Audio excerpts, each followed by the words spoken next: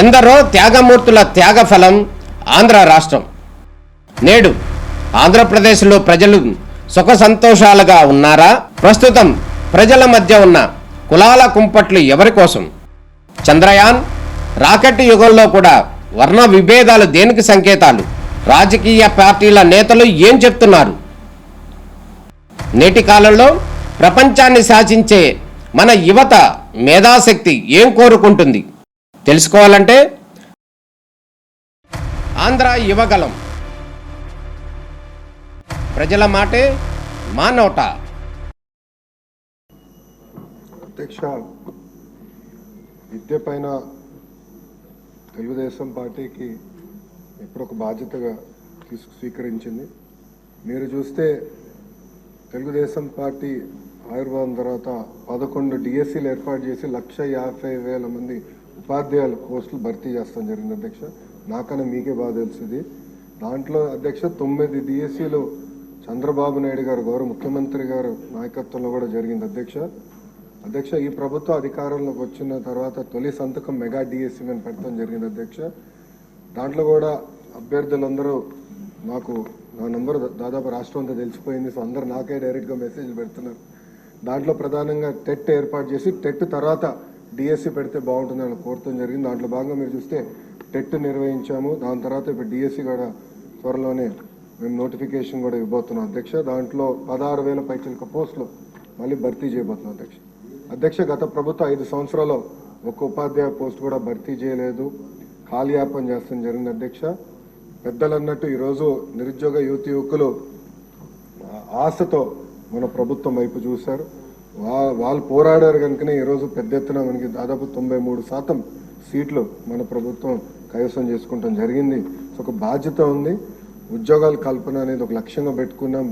మన సూపర్ 6 మేనిఫెస్టోలో తొలి హామీ 5 సంవత్సరాలు 20 లక్షల ఉద్యోగాలు కల్పిస్తామని, దానికి ప్రత్యేకంగా గ్రూప్ ఆఫ్ మినిస్టర్స్ ఏర్పాటు చేసిన చైర్మన్గా కూడా గౌరవ ముఖ్యమంత్రి గారు నియమిస్తాం జరిగింది.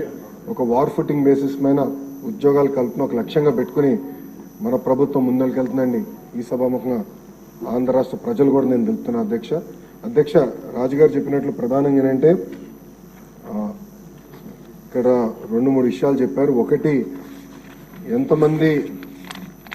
ఎంతమందికి ఇంకా అంటే వేకెన్సీస్ ఎంతమందికి ఆర్డర్స్ అనేది ఇష్యూ చేసామనే దానిపైన ఒక డిస్కషన్ ఉంది అధ్యక్ష. గత ప్రభుత్వం నోటిఫై చేసిన వేకెన్సీస్ 4,534 అధ్యక్ష. దాంట్లో అపాయింట్మెంట్ ఆర్డర్స్ ఇప్పటికి ఇచ్చింది 3,939, అంటే ఒక 600, సుమారుగా ఒక 600 వేకెన్సీస్ ఉన్నాయి. గౌరవ సభ్యులు ఇంకెక్కువ ఉన్నాయన్నారు అధ్యక్ష. ఆ వివరాలు నేను తీసుకుని దాన్ని ఎట్లా టేకప్ చేయాలో చేస్తాం అధ్యక్ష. రెండోది వచ్చేగల పెద్దలు అన్నట్టు రిటైర్మెంట్ బెనిఫిట్స్ అనేది వాస్తవంగా ఎంటీఎస్కి ఉండదు, సో అది వర్తించదు అధ్యక్ష. ఇంకో పక్కన ఏంటంటే రిటైర్మెంట్ ఏజ్ వచ్చేగల ఎగ్జిస్టింగ్ ఎంటీఎస్ రూల్స్ అనేది 60 సంవత్సరాల ఉంది అధ్యక్ష. సో అది గౌరవ సభ్యులు కోరారు. అది నేను అధికారులతో చర్చించి మాకు గౌరవ ముఖ్యమంత్రి గారితో రివ్యూ మీటింగ్ అయినప్పుడు అది ఎట్లా టేకప్ చేయాలో అది కూడా డిస్కస్ చేస్తాను అధ్యక్ష. మీరు చూస్తే చాలా స్పష్టంగా నేను చెప్పదలుచుకుంది ఏంటంటే 1998 డిఎస్సీలో 22,542 పోస్టులు శాంక్షన్ అవుతే ఫిల్ అయింది 18,008 పోస్టులు, అంటే పెండింగ్ 4,534 పోస్టులు క్యారీ ఫార్వర్డ్. దాంట్లో 3,939 పోస్టులు ఎంటీఎస్ ద్వారా అపాయింట్మెంట్ అయింది. మిగిలింది 595 పోస్టులు అధ్యక్ష. ఫస్ట్ ఆ నెంబర్ వస్తాం అధ్యక్ష. దెన్ బ్యాలెన్స్ మీరు చెప్పినట్లు ఎట్లా టేకప్ చేయాలో గౌరవ ముఖ్యమంత్రి గారితో చర్చించి టేకప్ చేస్తాం. మీరు అన్నట్టు పాదయాత్రలో కూడా 1998 డిఎస్సీ మెంబర్స్ అని కలిశారు. గత 5 నెలల్లో కూడా ప్రజా దర్బార్లో కూడా నేను కలుస్తాం జరిగింది. సో సబ్జెక్టు నాకు అవగాహన ఉంది అధ్యక్ష. ఒక పద్ధతి ప్రకారం ఇది ముందలు తీసుకెళ్తాం.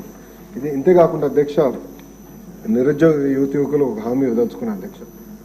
నేను అధికారులు కూడా నేను చెప్పింది ఏంటంటే అసలు డిఎస్పీ పైన గతంలో ఎన్ని కేసులు పడినాయి, దేనివల్ల పడినాయి, ఎందుకంటే ప్రభుత్వం మనమే మేజర్ లిటిగెంట్ అవుతున్నాం, అట్లా కాదు.